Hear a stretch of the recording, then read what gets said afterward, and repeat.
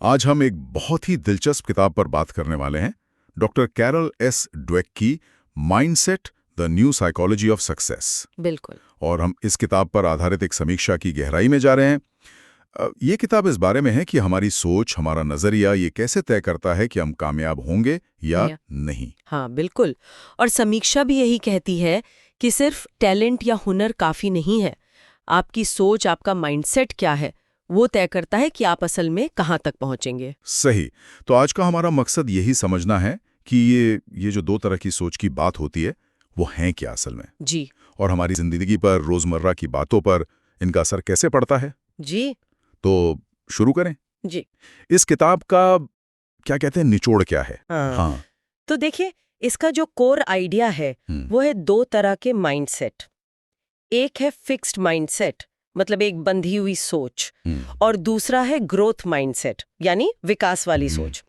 और doctor Dweck का जो बरसों का रिसर्च है वो दिखाता है कि बस यही एक बुनियादी फर्क है जो तय करता है कि लोग मुश्किलों को, असफलताओं को कैसे लेते हैं। अच्छा, मतलब ये सिर्फ पॉजिटिव थिंकिंग जैसा नहीं है, उससे कुछ अलग है। हाँ, ये उससे काफी गहरा है। देखिए, फिक्स्ड माइंडसेट वाले जो लोग होते हैं वो मानते हैं कि उनकी बुद्धि, उनका टैलेंट, उनकी पर्सनैलिटी, ये सब पत्थर की लकीर है, ये बदलेगा नहीं। मतलब जैसा है वैसा ही रहेगा। बिल्कुल। तो जब वो फेल होते हैं या कोई मुश्किल आती है तो उन्हें लगता है कि ये उनकी काबिलियत की कमी है, मतलब वो स्मार्ट नहीं है या टैलेंटेड नहीं है। और नतीजा, वो अक्सर चैलेंज लेने से कतराते हैं, आलोचना से बचते हैं। समझ गए, क्योंकि फेलियर को वो पर्सनल लेवल पर ले लेते हैं। एग्जैक्टली। अब इसके बिल्कुल उलट हैं ग्रोथ माइंडसेट वाले लोग।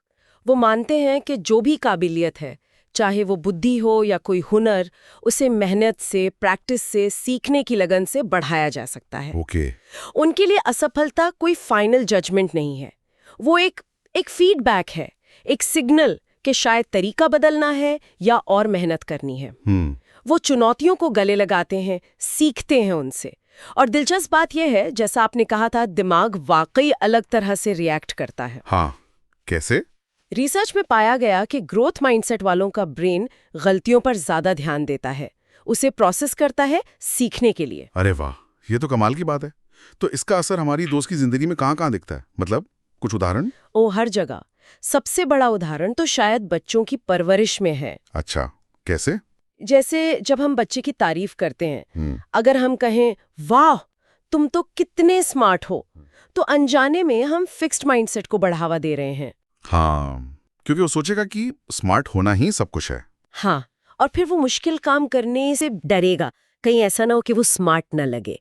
लेकिन अगर हम कहें वाह तुमने तो इस पर बहुत मेहनत की, या जिस तरह तुमने अलग अलग तरीके आजमाए वो बढ़िया था।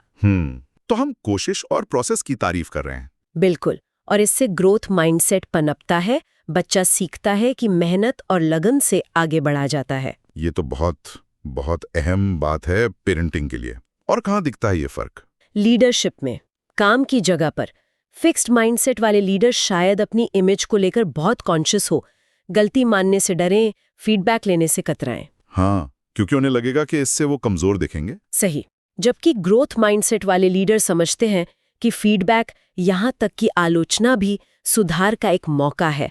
वो टीम को भी सीखने और ग्रो करने के लिए मोटिवेट करते हैं। और रिश्तों में वहां भी बदल नहीं सकता, या समस्या उसकी है। ब्लेम गेम जैसा। हाँ, जबकि ग्रोथ माइंडसेट वाला नजरिया होगा कि हम दोनों मिलकर इस रिश्ते को बेहतर कैसे बना सकते हैं, या हमें क्या सीखने की जरूरत है। ये सब सुनने में तो बहुत अच्छा लगता है, लेकिन क्या ये वाकई प्रैक्टिकल है? मतलब अपनी सोच बदलना ये तो आसान नहीं लगता।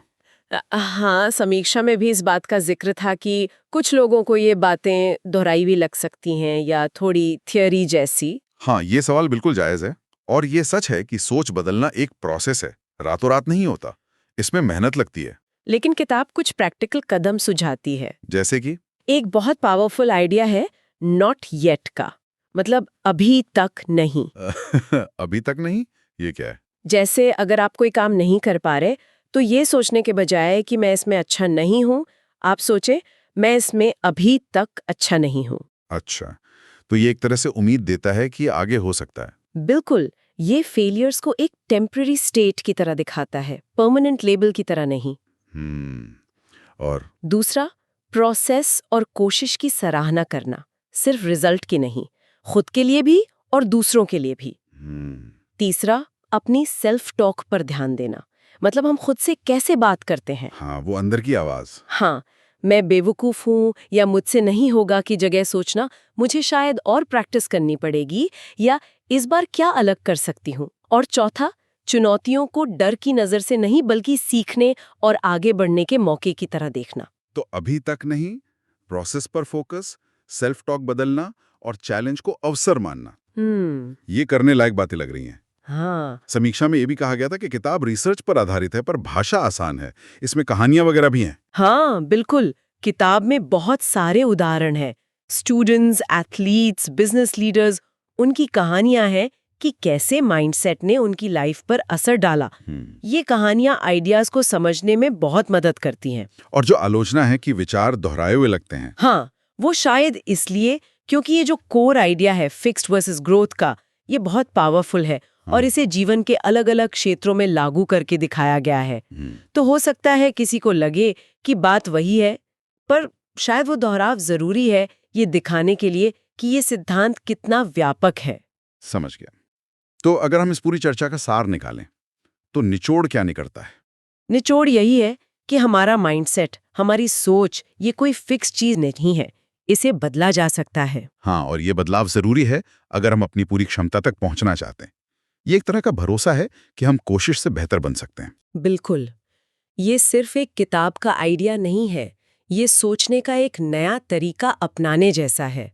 ये हमें याद दिलाता है कि हमारी सीमाएं शायद उतनी पक्की नहीं हैं जितना हम सोचते हैं।